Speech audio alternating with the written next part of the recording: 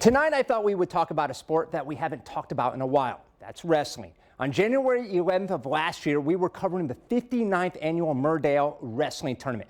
Not having one of the biggest wrestling events this year feels a little odd. I caught up with Carbondale wrestling coach Jerry Richards to get his take on not hosting the Murdale event and much more. I'll say on one side, not having that with the kids tournament was nice. We have an actual Christmas and we're not spending so much time preparing. But no, yeah, it's very odd. I mean, the circumstances of COVID and us not doing things that we normally expect to do at a certain cadence during the year, it's just a very bizarre thing. And yeah, that particular tournament, we're real proud of that. We try to improve it each year.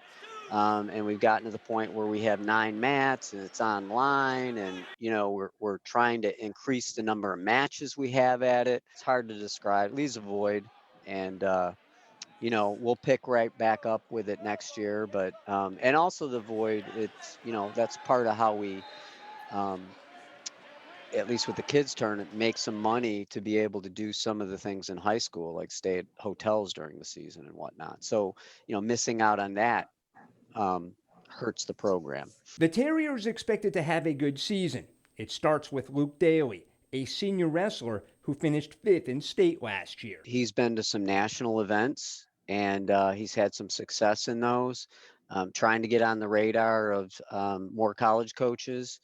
He plans to wrestle in college.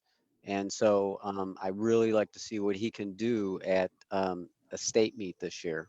Coach said Nathaniel Pimental, who is a Murdale champion, and Gabe Christensen at 110 pounds are 2 more grapplers to keep an eye on if they get their chance.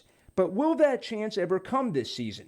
If wrestling does compete this school year, Coach, can you do it in a shortened season? They can't be at their best just walking in, having not had any practices, and expect that a month-long or 6-week season is gonna work. They will not be at their best at that 6-week mark. It takes time.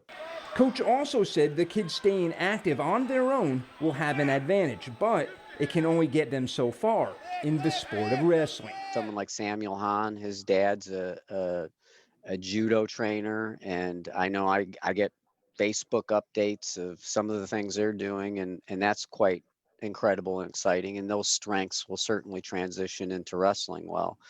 So, guys are doing what they can, but there's no doubt about it.